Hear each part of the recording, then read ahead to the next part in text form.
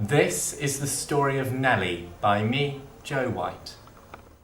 Back in the day when Wem men were known as sad soakers, and fresh folk were almost as common as smokers.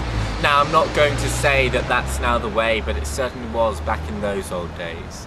There came from Clive devotees to Bacchus, and they drank at the blacks and the packs, till from their cups brimming their heads came a-swimming, and they sought to this churchyard to lay on their backs. This story is set. It was quite common for a churchyard to be used all throughout the day. It wasn't just a place for burying the deceased.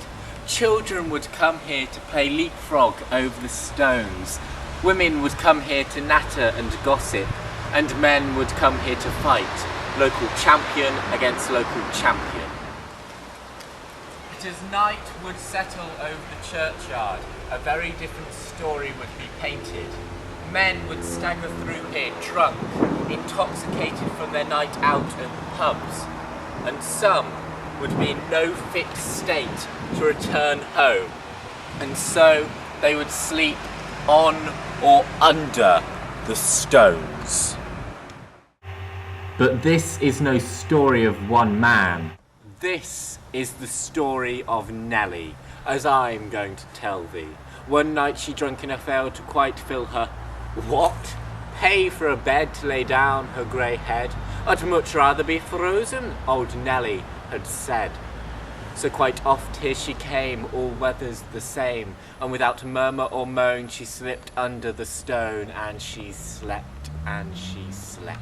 And as the clock struck 12, Nellie awoke with a fright. She looked over to the iron-cast gates, where she saw not one, not two, not three, not four, but 5 dark figures.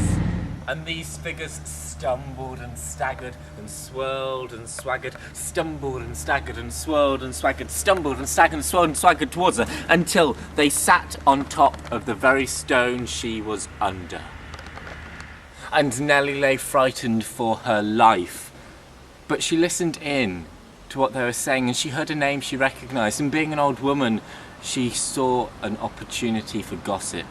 But as that story changed from a river to a trickle to a drip to a drop to nothing, Nellie had got her gossip for the next day, but she hadn't quite had her fun yet. And a chance came when one of the Clive Five, as they were known, said to his friend, "John, take a swig of this good Wem ale and tell me what you think." And as John reached out to grab that bottle, all he saw was Nellie's skeletal hand come up and grab that bottle of beer and take it back down to the ground.